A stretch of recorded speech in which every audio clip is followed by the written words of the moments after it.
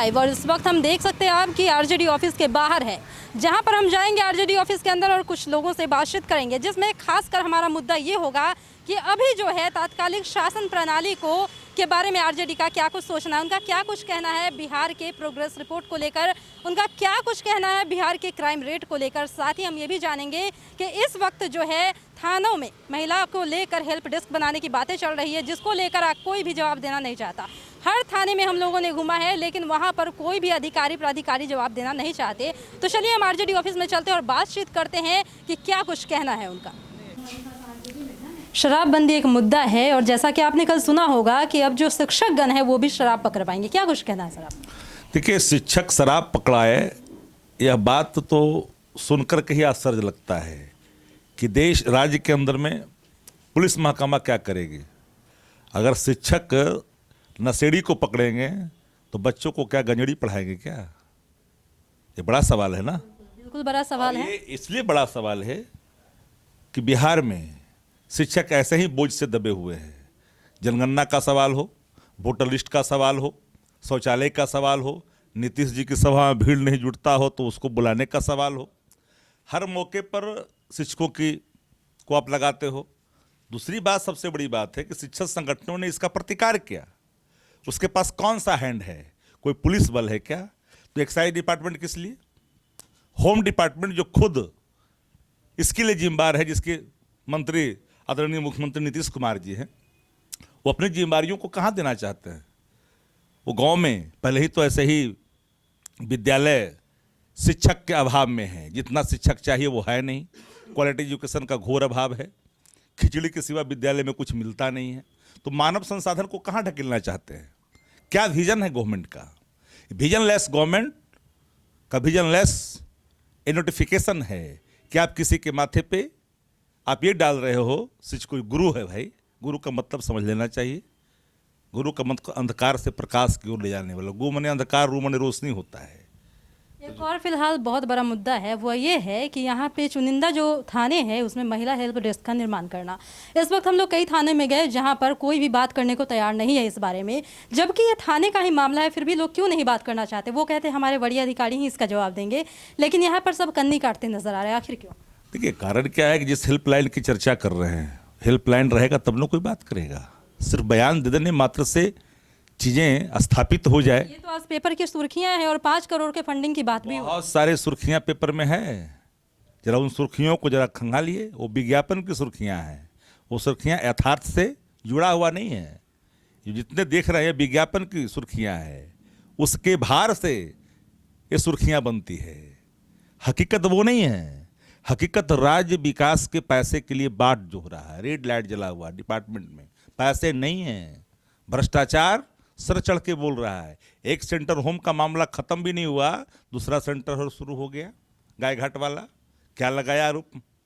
अबला ने, उस पीड़िता ने क्या आरोप लगाया? किसी से छुपा हुआ है क्या? और अभी उस पर ड्रग्स की भी बातें हो रही हैं कि वहाँ की जो बालिकाएं हैं उसको ड्रग्स भी दी जा रही है। वो तो साफ एलिगेशन अप्लाई कर रही है कि नशे का इंजेक्शन लगा कर करके हमसे अनैतिक कार्य करने पर मजबूर करते हैं। जो नहीं करते हैं उनको कई तरह की यातनाएं दी जाती है। तो नीतीश कुमार जी सिर्फ संस्थागत रेप, संस्थागत भ्रष्टाचार का ही जो है जनक के रूप में माननीय मुख्यमंत्री नीतीश कुमार जी को याद करेगा बिहार का लोग। बिहार में कुछ नहीं है, बिहार बर्बाद है, इसीलिए कि नीतीश कुमार है। फिर एक सोचने वाली बात एक और भी है कि एक तरफ स्मार्ट सिटी की बात हो रही है, दिन प्रतिदिन इतने सारे पार्क बनाए जाएंगे, ऐसे एजेंडे पास हो रहे हैं, लेकिन यहाँ पर क्राइम ग्राफ जो है काफ़ी तेज़ी से बढ़ते जा रहा है। और यहाँ पर कहीं ना कहीं आज के जो युवा दौर है, जो पढ़ने के उम्र में भी लोग जो है आज नाराबाजी कर रहे हैं, यहाँ पर बैठ के धरना प्रदर्शन पर बैठ रहे हैं कि हमें रोजगार दो, रोजगार दो। तो शिक्षा को आगे लेकर चलने वाला स्मार्ट सिटी को क्या कहेंगे? देखिए, बिहार बेरोजगारी का केंद्र बन चुका है। आंकड़े प्रस्तुत कर दिया हम लोगों ने। पलायन का भी केंद्र बिहार है। और इसका प्रकटीकरण आपने देखा किस तरह से संस्थाएं, जो भर्ती बोर्ड है, काम कर रही थी। उग्र हुए अभ्यर्थी जो परीक्षा फल आए। तो बेरोजगारी का केंद्र पहले ही से है बिहार। और उसका दंश कौन भुगत रहा है? युवा, जो आपका मानव संसाधन है, जो सबसे बड़ा हथियार है, वो भटकाव का रास्ता अख्तियार कर लिया है। वो ड्रग्स का शिकार हो रहा है। हर पान के दुकान पर ड्रग्स मिल रहे हैं, चरस मिल रहे हैं। इसको कौन रोकेगा? आखिर बिहार के मुख्यमंत्री नीतीश कुमार जी ने उत्पाद और मद निषेध डिपार्टमेंट को किस लिए बनाया? जब शिक्षक को ही आप लगाओगे नशेबाजों को पकड़ने के लिए, शराब माफियों को पकड़ने के लिए, अरे आपका शराब माफिया तो घर में घुसा हुआ है, आपके मातहत काम का आपके प्रखंड अध्यक्ष पकड़े गए, कोई कार्रवाइयाँ नहीं हुई शराब के साथ। आज ही की सुर्खियाँ हैं, पता कर लीजिए। ठीक है सर, एक बात और बताइए कि यहाँ पर जितनी बेरोजगारी है, आपको लगता है कि यहाँ पे इंडस्ट्रीज होनी चाहिए? देखिए, मैंने बात पहले ही भी कहा आपको कि 17 वर्षों में नीतीश कुमार जी ने बिहार का बंटा ढार कर दिया। अब लोग हम पे भी सवाल खड़ा करेंगे। हमारे तो ताजे उदाहरण हैं, चाहे वो गरखा का फैक्ट्री हो जहाँ एम्प्लॉयमेंट है, चाहे वो मधेपुरा का फैक्ट्री हो। ये सारी फैक्ट्रियाँ किससे लगाया? आदरणीय लालू प्रसाद जी ने। ये वो सुई का कारखाना खोले हैं क्या ये बिहार के अंदर में? तो जब आप ना एग्रोबेस आपका कोई कार्यक्रम है, खाद्य प्रसंस्करण के क्षेत्र में कोई बढ़ावा नहीं है, कृषि आधारित कोई आपका उद्योग नहीं है, तो आखिर बिहार जाएगा कहाँ? ये जो आप देख रहे हैं इंफ्रास्ट्रक्चर के नाम पर जो बड़े धनराशि की उगाही हो रही है, और जितने भी इनके नाक के बाल अधिकारी थे सब धीरे धीरे बिहार छोड़ करके जा रहे हैं और सबको ये हटा रहे हैं, क्योंकि सभी पर भ्रष्टाचार का आरोप है। एक आखिरी सवाल ये बताइए कि चलिए पुरानी बातें तो इतिहास बन के रह जाती है, लेकिन आगे अगर आरजेडी की सरकार आती है तो क्या इन चीज़ों को वो पूरा कर पाएंगे जो अब तक नीतीश सरकार ने नहीं? देखिए, मेरे वचन पत्रों में स्पष्ट तौर पर उल्लेखित था, सिंचाई, पढ़ाई, कमाई, करवाई, सुनवाई, ये हमारे एजेंडे के पार्ट थे। उतना ही नहीं, मेरे वचन पत्रों में ये था कि पहली कैबिनेट की पहली बैठक, फर्स्ट कैबिनेट, हमारा निर्णय होगा 10 लाख युवाओं को पक्की नौकरी का। उसके बाद रोजगार के अवसर हम ढूंढ निकालते और उसको निश्चित तौर पर हर क्षेत्रों में जो होना चाहिए युवाओं को हाथ में रोजगार, क्योंकि जब युवा खुशहाल होगा तभी तो बिहार खुशहाल होगा। जब आपकी आवाम जो बिहार में रहने वाले लोग हैं वो भुखमरी के कगार पर हैं, पैसे के लिए तरसेंगे, तो बिहार खुशहाल कैसे होगा? सर्टेन एक जाति का, माफ करना हम नहीं बोल रहे हैं, सर्वे का रिपोर्ट है, एक जाति का पर कैपिटा इनकम में वृद्धि हुआ है इस राज्य के अंदर में। वो कौन लोग हैं? रॉयल ब्लड के लोग हैं, दूसरा तो कोई है नहीं। तो यही बिहार का विकास जहन्नुम में जा रहा है। कोई इसका मानने वाला, करने वाला, सुनने वाला नहीं रह गया है। जन्नत बन कैसे पाएगा?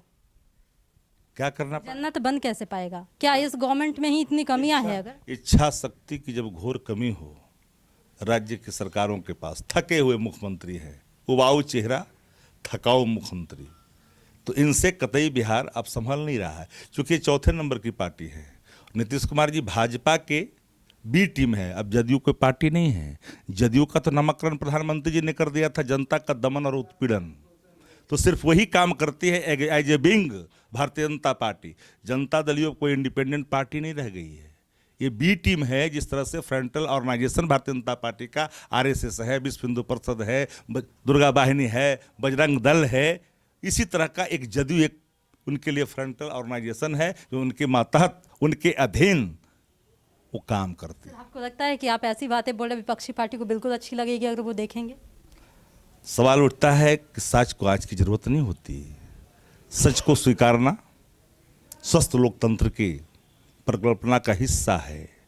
सच जब तक स्वीकारेंगे नहीं, क्या ये सच नहीं कि अतिवादिता के अंतिम दहलीज पे खड़ा होकर के नीतीश कुमार जी सब कुछ कर रहे हैं, जो एक समाजवादी विचारधारा, डॉक्टर राम मनोहर लोहिया, लोकनायक जयप्रकाश नारायण जी, आचार्य नरेंद्र देव जी, कपिल देव सिंह जैसे लोग, ये सब लोगों को जिनको आप मानते हैं, अपने पुरखे मानते, जननायक कर्पूरी ठाकुर, यही सिद्धांत था कि सत्ता के लिए सब कुछ तिलांजलि, सब कुछ तिलांजलि दे दें, कोई आइडियोलॉजी नहीं, कोई सिद्धांत नहीं। तब तो कहा, जयंत चौटाला जी ने कहा कि मैं चमन्नी नहीं कि बदल जाऊंगा, मैं चमन्नी नहीं कि पलट जाऊंगा, बिक जाऊंगा। वो इशारा नीतीश कुमार जी पर ही था। सर एक थोड़ा ये अहम क्वेश्चन हो सकता है, लगता है हो सकता है कि आपको थोड़ा देर के लिए ख़राब भी लगे, लेकिन एक बात बताइए कि अब के राजनीति में जो भी पॉलिटिशियंस है, लीडर्स है, जैसे पहले के लोग होते थे तो मैक्सिमम लोग जो होते थे लॉ पढ़ के आते थे या कोई अच्छी पढ़ाई करके आते थे। आजकल आपको नहीं लगता कि शिक्षा के अभाव में भी अच्छी राजनीति नहीं हो पाती है? मुझे लगता है कि आप इसको बढ़िया से एक बार देख लीजिए।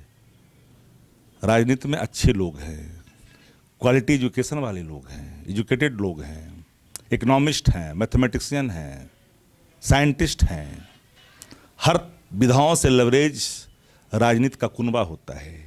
आप उनके प्रोफाइल खंगाल करके देख लीजिए। जो लोग ये कह रहे हैं हाँ, राजनीति लोकतंत्र का जो मंदिर है उसके बारे में आदरणीय लालू प्रसाद जी ने लगातार कहा, डॉक्टर लोहिया जी ने कहा कि वोट का राज का मतलब छूट का राज। छूट का है जो गांव गाँव में रहने वाले लोग हैं, जो किसी जाति धर्म और मजहब को मानने वाला हो, जो छोटा है, तो लोकतंत्र इजाज़त देती है उसी को। याद करिए डॉक्टर लोहिया ने लोकसभा में कहा था कि एक तरफ ग्वालियर की रानी और दूसरे तरफ बिहार विधानसभा में 1962 में संयुक्त सोशलिस्ट पार्टी से जीत करके आई थी भगवतिया देवी मेहतरानी। यही तो परिकल्पना थी भीमराव अम्बेडकर साहब का। लेकिन लोकतंत्र की जब हम बात करते हैं तो अभी जो कनाडा में हो रहा है, असल लोकतंत्र तो उसे भी कहा जा सकता है। देखिए, कनाडा का जो अभी मामला है, जिस तरह से लोग सड़कों पे उतर गए प्रोटेस्ट के लिए, उस मामले पे क्या कहें? देखिए, एक बात, हक मांगना फंडामेंटल राइट है, इसको कोई नकार नहीं सकता। पर हक जिससे मांग रहे हैं वो कितना आपके हकों के प्रति गंभीर है, आपके मांगों के प्रति कितना गंभीर है, ये सवाल एक बड़ा है। क्योंकि गवर्नमेंट का जो कंसेप्ट है डेमोक्रेसी में, for the people, by the people और ऑफ द पीपल, तो इस कंसेप्ट को ही इम्प्लीमेंट करना, क्योंकि आप इम्प्लीमेंट नहीं करोगे तो जनता फिर बाहर कर देगी। तो इस वक्त हमने बातचीत की शक्ति यादव जी से, जो मेंबर ऑफ लेजिस्लेटिव बिहार है। आपने देखा कि उन्होंने कितना कुछ कहा। हमने उनसे कई सारे प्रश्न पूछे हैं बिहार को लेकर, प्रोग्रेस को लेकर, बहुत सारे मुद्दों को लेकर हमने उनसे प्रश्न पूछा। साथ ही हमारा जो मुख्य मुद्दा था वो था एजुकेशन। ये क्या हर एक नेता को आज के टाइम में भी एजुकेटेड होना जरूरी नहीं है?